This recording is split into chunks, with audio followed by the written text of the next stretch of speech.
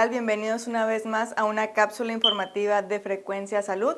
Mi nombre es Yuriko Bustillos y hoy estaremos hablando sobre el cáncer infantil. Nos encontramos con el doctor Filiberto Sánchez Beltrán, quien nos va a estar hablando sobre el cáncer infantil. Bienvenido, doctor, ¿cómo está? Hola, buen día, Yuriko, ¿cómo está? Bien, gracias. Háblenos un poquito de qué es el cáncer infantil, por favor.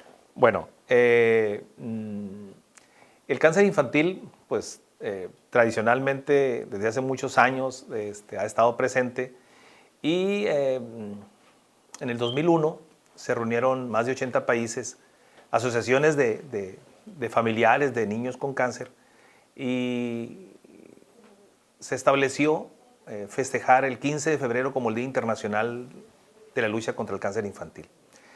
¿Con qué fin? Con el fin de concientizar a todo el mundo de que el cáncer es una realidad y que desafortunadamente en la actualidad ha ido incrementando escalones en cuestión de que es más frecuente como motivo de muerte en los niños. A finales de los 80, principios de los 90, la causa de muerte en niños eran por problemas infecciosos, principalmente diarreas, infecciones respiratorias, meningitis, etc.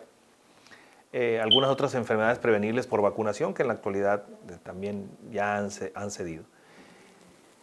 Las estrategias de salud que se diseñaron en ese entonces a la fecha han sido con la intención de reducir la mortalidad en este grupo de edad y para eso pues se han establecido diferentes situaciones o estrategias, como mejorar el esquema de vacunación. En la actualidad tenemos más de 11 vacunas, en las cuales, o más de 11 enfermedades que son prevenibles por vacunación. Entonces, eso ha reducido considerablemente la muerte por sarampión, por otras situaciones, ¿no? Principalmente por sarampión, que era la causa más común. Se estableció como un método de manejo y prevención de las enfermedades diarreicas la hidratación oral a través del Vidasuero oral. Y así como sucesivamente se han establecido muchas otras cosas. Disminuyeron las estadísticas de muerte por esos problemas infecciosos y parece ser o da la impresión de que la columna de muertes por cáncer se elevó. Y no se elevó. La estadística muestra que prácticamente casi son los mismos casos por año en los últimos años, en los últimos 10 años. La Organización Mundial de la Salud predice que se deben de presentar alrededor entre 9 a 10 niños por cada 100,000 o de 90 a 100 por cada millón, menor de 18 años. En Sinaloa, ese grupo etario menor de 18 años más o menos está como en el millón, entonces deberíamos de tener alrededor de entre 90 y 100 casos nuevos por año. Si nosotros estamos hablando como Secretaría de Salud, entonces nos corresponde más o menos el 50%, que son los que no tienen seguridad social. Y entonces hablaríamos más o menos entre 40 y 50 casos nuevos por año, ¿no? Que estadísticamente eso es lo que se ha presentado, hasta un poquito más, en el Hospital Pediátrico de Sinaloa, que es el hospital que atiende cáncer de la Secretaría de Salud. ¿Cuáles podrían ser los tipos de cáncer más común? Los cánceres más frecuentes, ha habido algunos cambios, pero en general siguen siendo prácticamente los mismos. La leucemia es la más frecuente en el 50% de los casos. Es el cáncer más común. Es el cáncer de alguna manera más agresivo, pero afortunadamente es el cáncer que más tratamientos se han estudiado y se han establecido y día a día salen medicamentos oncológicos nuevos para atender este tipo de enfermedades. Es el que de alguna manera parece ser que tiene mayor sobrevida de todos los tipos de cáncer también, pero es el más frecuente, ¿no? En segundo lugar tenemos los linfomas, que es el cáncer del sistema linfoide, que son los ganglios famosos. Pero como los ganglios tenemos por todo el cuerpo, entonces se pueden presentar desde el cuello, en el tórax podemos tener un tumor ahí y nos va a producir problemas respiratorios, obstructivos, etc. O en el estómago, podemos tener en el abdomen, también tenemos ganglios y por lo tanto si crece una tumoración ganglionar, pues puede presentarse una tumoración abdominal, o sea, el estómago puede aumentar de volumen súbitamente, o puede manifestarse con obstrucción de un intestino y que tiene problemas de obstrucción con sintomatología muy sugestiva de obstrucción, o de alguna forma variada, dolor, etc., ¿no? Esos son los tres más frecuentes. Y le siguen los tumores del sistema nervioso central, que son los tumores dentro de la cabecita, ¿no? Esos son los que más frecuentemente se presentan. Según la estadística, aquí en el hospital pediátrico y a nivel nacional no se modifica, siguen siendo más o menos los mismos, ¿no?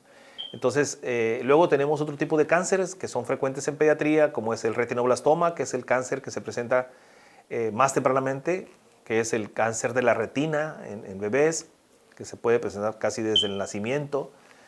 Lo detectamos con una mancha blanca en alguno de los ojos o en ambos, ¿no? Están el tumor o el cáncer hepático, que es de hígado, el cáncer de riñón, que también es muy frecuente, puede ser uno o de los dos riñones. En adolescentes el cáncer de hueso, que puede ser un crecimiento por arriba o por abajo de la rodilla principalmente, puede ser hasta en hombro, pero lo más frecuentes es a nivel de la rodilla por abajo, ¿no? Es un crecimiento de una tumoración del hueso duro que se caracteriza por un dolor muy intenso. Generalmente es en una de las piernas, no es en los dos. Y el dolor es lo que más lo caracteriza, ¿no? Y obviamente hay más tipos de cáncer, pero pues, son los más frecuentes, ¿no? El cáncer, desafortunadamente les decía, es una realidad. Es más frecuente en niños, hombres, que en niñas. El cáncer infantil es más frecuente en hombres que en niñas, ahí sí nos ganaron. El grupo de edad es de mayores de 5 años, entre 5 y 14 años principalmente. La estadística muestra que es mucho más todavía entre 4 y 9 años, o sea, entre 5 y 9, en la edad preescolar y escolar es cuando más se presenta el cáncer en los hombres principalmente.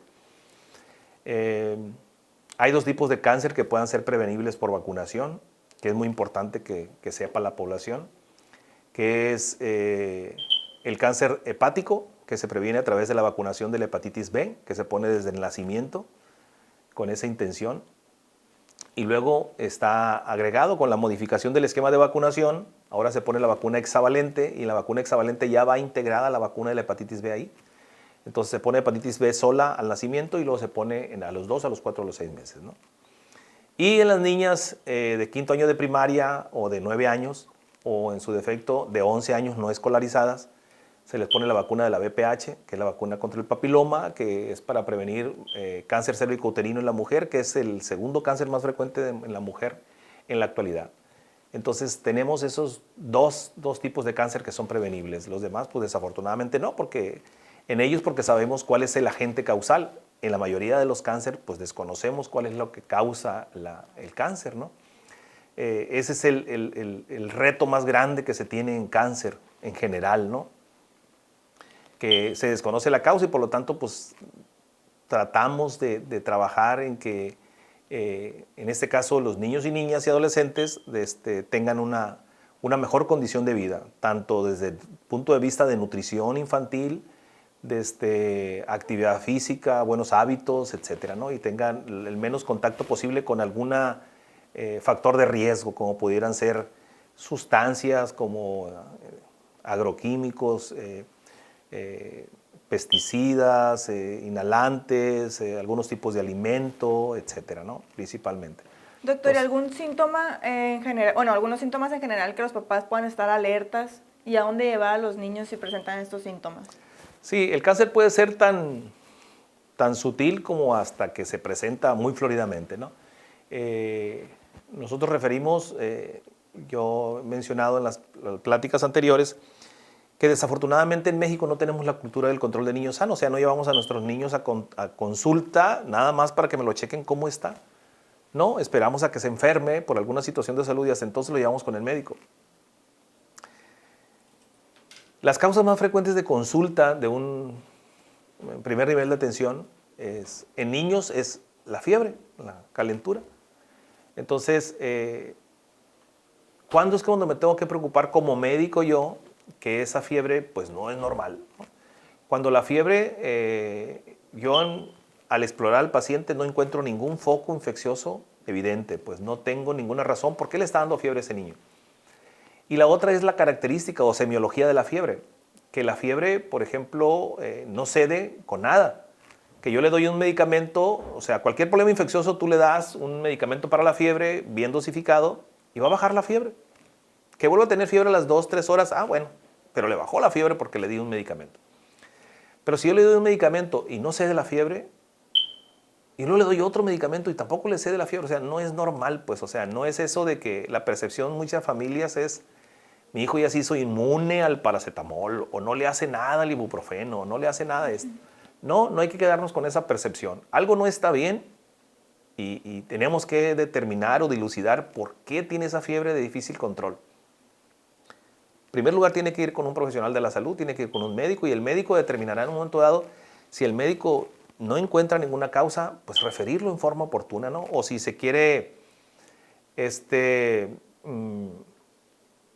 complementar con algún estudio como de laboratorio o un estudio de imagen, bueno, pues ya decidirá, es decisión del médico en su evaluación hacerlo.